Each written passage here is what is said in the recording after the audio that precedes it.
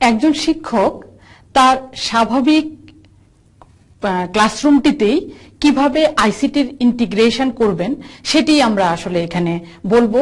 কারণ একজন শিক্ষকের যে গতানুগতিক ক্লাস, সেই ক্লাসটিকেই যখন আইসিটির ইন্টিগ্রেশন থাকবে তখন এই ক্লাসটি একটি মনোমুগ্ধকর ক্লাসে পরিণত হবে। চলুন দেখা যাক একজন শিক্ষক তার সাধারণ ক্লাসটিকে কিভাবে সুন্দর একটি ক্লাসে পরিণত করতে পারেন। যেমন ধরেন একজন শিক্ষক যখন ক্লাস নেন তখন স্বাভাবিকভাবেই তিনি তার ক্লাসরুমটিতে কিছু স্টেপস ফলো করেন। যেমন ধরেন একটি ওয়ার্ম আপ, পাঠ ঘোষণা, পাঠ উপস্থাপন, মূল্যায়ন, বাড়ির কাজ, এই কাজগুলো কিন্তু তিনি সাধারণত করে থাকেন।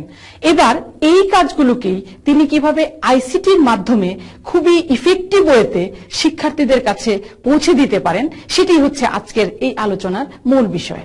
যেমন একজন শিক্ষক প্রথমেই ধরেন স্থির বিদ্যুৎ পড়াবেন। সেই স্থির বিদ্যুৎ পড়ানোর জন্য তার ওয়ার্ম আপটা কিরকম হতে পারে? যেমন তিনি একটি বিদ্যুৎ চমকানোর শব্দ অথবা ছোট্ট একটি অ্যানিমেশন ক্লাসে প্রথমেই দেখাতে পারেন শিক্ষার্থীদের। দেখিয়ে যখন প্রশ্ন করবেন এটি কিসের শব্দ, শিক্ষার্থীরা খুব সহজেই বলে দেবে যে এটি বিদ্যুৎ চমকানোর শব্দ। এবং সেখান থেকেই দেখেন একটি ওয়ার্ম আপও হয়ে গেল, পাশাপাশি শিক্ষক চাইলে সেখান থেকে তিনি তার পাঠটিও ঘোষণা করতে পারছেন। আজকের পাঠ হচ্ছে স্থির বিদ্যুৎ। ঠিক একই রকম ভাবে তিনি যখন একটি শিখন শেখানো কার্যক্রমটি যখন পরিচালনা করতে যাবেন তখন ধরেন একজন শিক্ষক পড়াবেন পরিবেশ দূষণ। এই পরিবেশ দূষণ অথবা পানি দূষণ পড়ানোর জন্য দেখেন একটি ইমেজ কিভাবে একজন শিক্ষককে সহায়তা করতে পারেন। এই যে একটি ইমেজ দেখেন, এই ইমেজটি দেখিয়ে যখন শিক্ষক শিক্ষার্থীদের প্রশ্ন করবেন যে এখানে যে দূষণ দেখা যাচ্ছে সেই দূষণের কারণ কি কি হতে পারে, পরিবেশ দূষণ হতে পারে অথবা পানি দূষণ হতে পারে, অথবা তিনি এভাবেই প্রশ্ন করতে পারেন একজন শিক্ষার্থীকে, যদি তোমাকে এখান থেকে এক গ্লাস পানি খেতে বলা হয় তুমি কি খাবে? নিশ্চয়ই শিক্ষার্থী তখন বলবে যে খাবো না। কেন খাবে না? সেখান থেকেই কিন্তু বের হয়ে আসতে পারে যে এখানে পানিটি দূষিত, এই পানি দূষিত বলেই সে খাবে না। এবং তাহলে কি কি কারণে পানি দূষণ হতে পারে শিক্ষক প্রশ্ন করে খুব ইজিলি এই ছবিটি দেখিয়ে শিক্ষার্থীদের মুখ থেকেই বের করে আনতে পারেন পরিবেশ দূষণ অথবা পানি দূষণের কারণ। এবং সেখান থেকেই তিনি চাইলে শিক্ষার্থীদের ইনভলভ করেই কিন্তু সে উত্তরটি নিতে পারেন কি কি করলে এই দূষণটা আর হবে না অথবা কিভাবে এর প্রতিকার করা যেতে পারে। ঠিক একইভাবে একজন শিক্ষক যদি ইংরেজি ক্লাসে তিনি প্রেজেন্ট কন্টিনিউয়াস টেন্স পড়াবেন, দেখুন যদি এই ধরনের একটি ইমেজ তিনি ব্যবহার করেন শিক্ষার্থীদেরকে কোনো কিছু শিক্ষককে বলে দিতে হবে না, শুধু শিক্ষক প্রশ্ন করবেন এই ছবিটিতে কি দেখা যাচ্ছে, এখানে এরা কি করছে, ওরা কি করছে।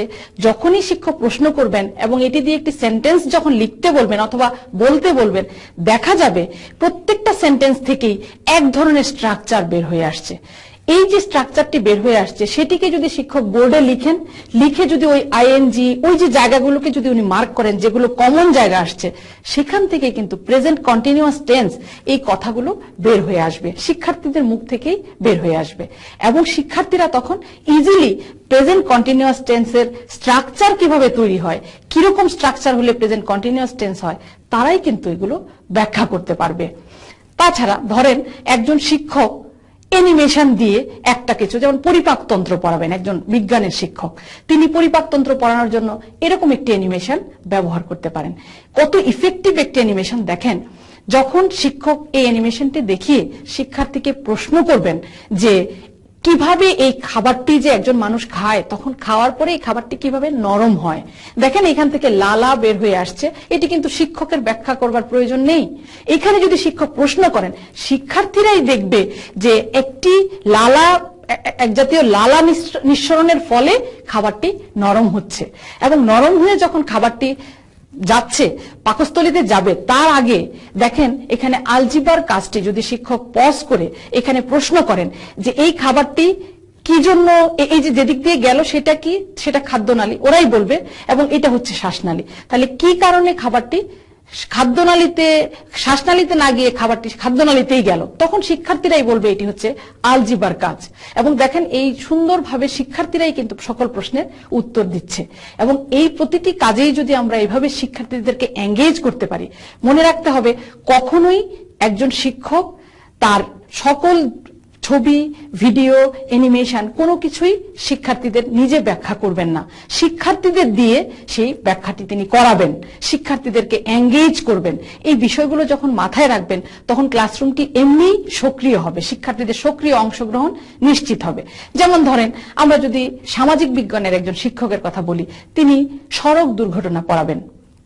লক্ষ্য করুন, এই সড়ক দুর্ঘটনা পড়ানোর জন্য এই ছোট্ট ভিডিও ক্লিপটি 26 সেকেন্ডের একটি ভিডিও, এই ভিডিও ক্লিপটি যদি শিক্ষার্থীদের দেখানো যায়, শিক্ষার্থীরা নিজেরাই দেখবে কি কারণে সড়ক দুর্ঘটনাটা ঘটলো। তাহলে প্রশ্ন করলে শিক্ষার্থীদের যখন প্রশ্ন করা হবে, শিক্ষার্থীরাই এর বিভিন্ন কারণ খুঁজে বের করবে। এবং তাদেরকে যদি বলা হয় যে তোমরা চিন্তা করো, এবং চাইলে শিক্ষার্থীরা যদি চায় যে একাধিকবার এই ছোট্ট ভিডিও ক্লিপটি দেখবে, দেখানো কিন্তু সম্ভব। 3-4 বার দেখানোর পরেও কিন্তু এটি 1 মিনিটে গিয়ে দাঁড়াবে। সো একজন শিক্ষক চাইলে এইভাবে শিক্ষার্থীদেরকে ইনভলভ করতে পারেন।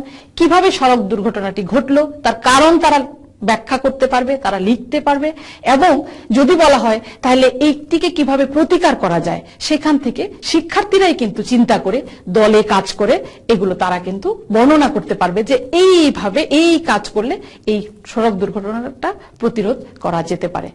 আসলে আমাদের যে এই আইসিটি এবং প্যাডাগজির ইন্টিগ্রেশনের কথা যে বলছি, একজন শিক্ষক কেন সেটি করবেন। এখন শিক্ষকের সবসময় একজন শিক্ষক চান তার ক্লাসটি হোক প্রাণবন্ত, তার ক্লাসটি হোক আকর্ষণীয়, শিক্ষার্থীরা তার ক্লাসে এসে খুবই আনন্দ ভরে সেই ক্লাসটি উপভোগ করুক এবং তারা এঙ্গেজ হোক। 21st সেঞ্চুরির লার্নাররা সবসময় চায় তারা যেন এঙ্গেজড হয়, তাদেরকে এঙ্গেজ যেন করা হয়, তাদেরকে যেন চিন্তা করতে দেয়া হয়। সেই জন্যই আমরা এই আইসিটি এবং প্যাডাগজির ইন্টিগ্রেশনের মাধ্যমে যদি একজন শিক্ষক পাঠদান করতে পারেন, তাতে 21st সেঞ্চুরির যে দক্ষতা, 21 শতকের যে দক্ষতা, সেই দক্ষতাগুলো আমরা সবাই জানি, সেগুলো হচ্ছে collaboration, critical thinking, decision making, problem solving. এই কাজগুলো শিক্ষার্থীরা নিজেরাই সেই দক্ষ হয়ে উঠবে।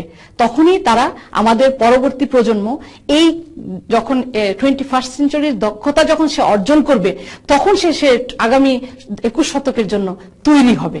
আমাদের উদ্দেশ্য যে আমরা সকলে মিলে আমাদের শিক্ষার্থীদেরকে, আমাদের ভবিষ্যৎ প্রজন্মকে পরবর্তী চ্যালেঞ্জগুলো মোকাবেলার জন্য, 21 শতকের চ্যালেঞ্জগুলো মোকাবেলার জন্য তৈরি করতে পারা।